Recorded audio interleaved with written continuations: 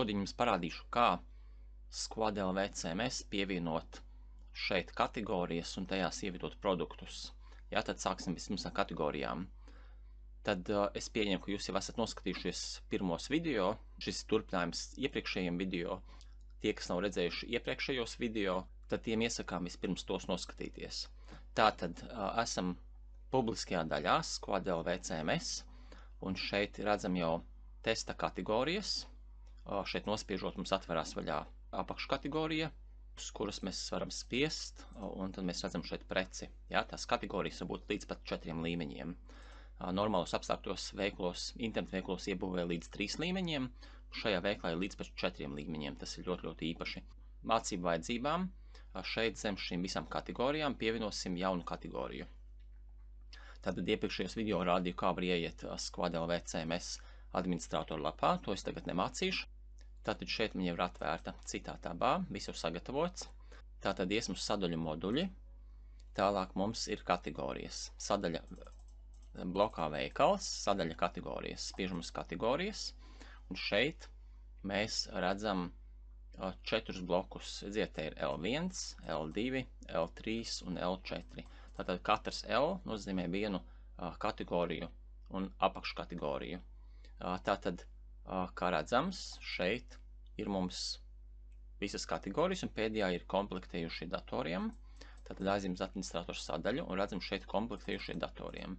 Tātad, lai pievienotu L1 augstākās kategorijas sadaļu, nospiežam pogu Add kategoriju, un šeit rakstam nosaukumu. Piemēram, tagad mums ir tikai testa vajadzībām, tāpēc uzrakstīsim kaut ko pavisam vienkāršu. Rakstīsim test L1, pirmā līmeņa kategorija. Mēs varam šeit arī citās valodās to uzrakstīt.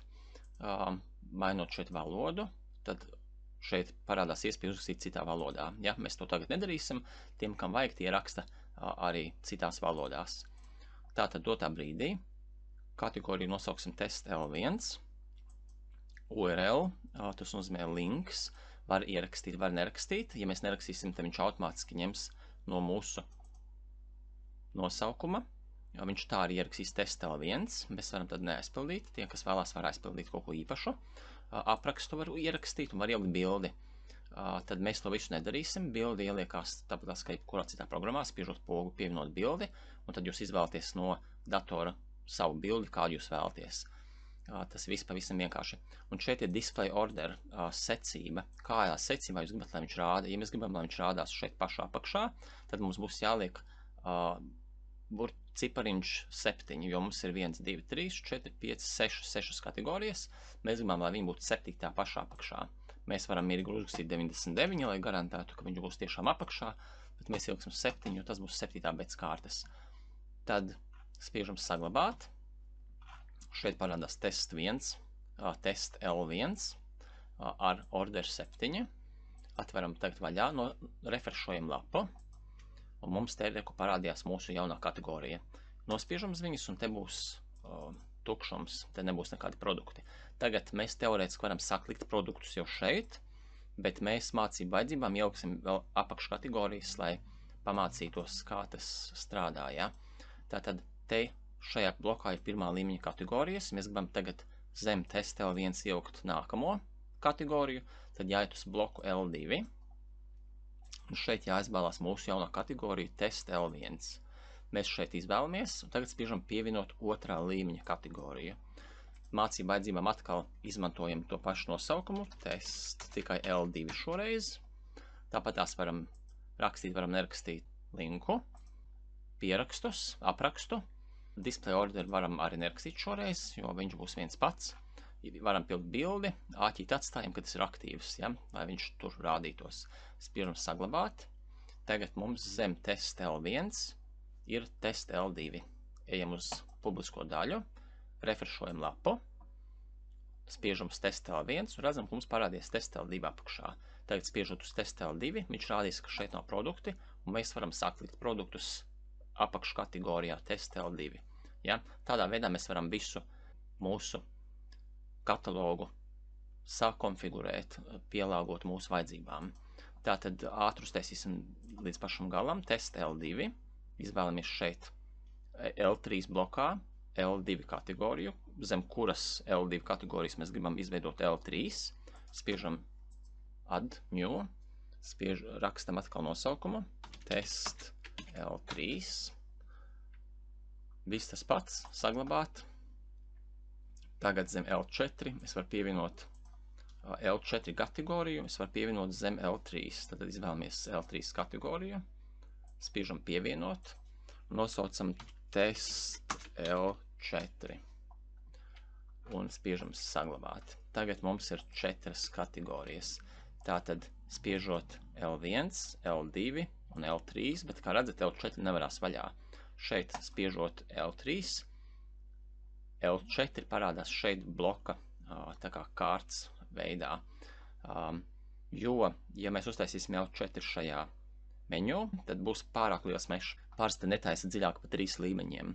Tāpēc, lai neizveidotos putra mešs, tad 4. līmenis parādās preces vietā L4. Jūs varat šeit izvēlēties 4. līmeņa kategorijas. Un tad nospiežot šeit uz 4. līmeņa, viņš atkal rāda, ka no produkti mēs varam sākt ievietot produktus šeit. Ja? Pavisam viss vienkārši. Tad mēs mācību vajadzībām vienkārši nodzēšam.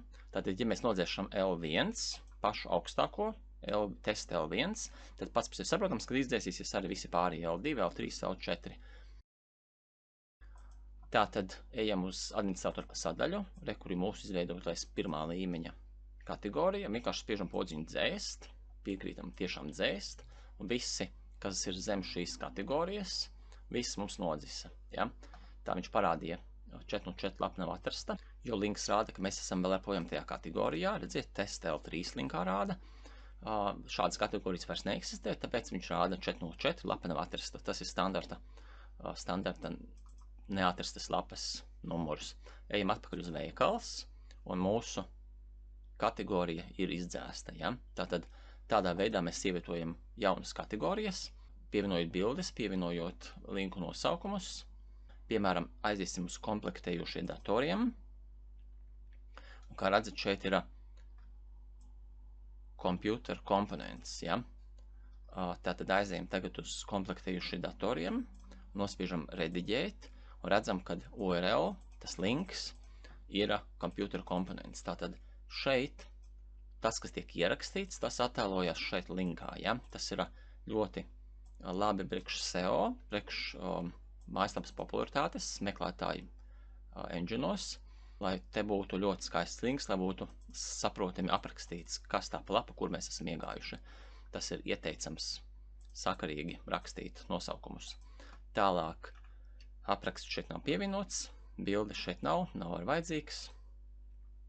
Kā redzat, ja mēs spiežam uz komplektējušiem datoriem, tad šeit subkategorijām ir bildes, ja? Piemēram, CPU procesori, šī nav prece, šīs ir subkategorijas. Dzird, šeit ir CPU procesori, bet viņus rāda arī šeit kā kārtis.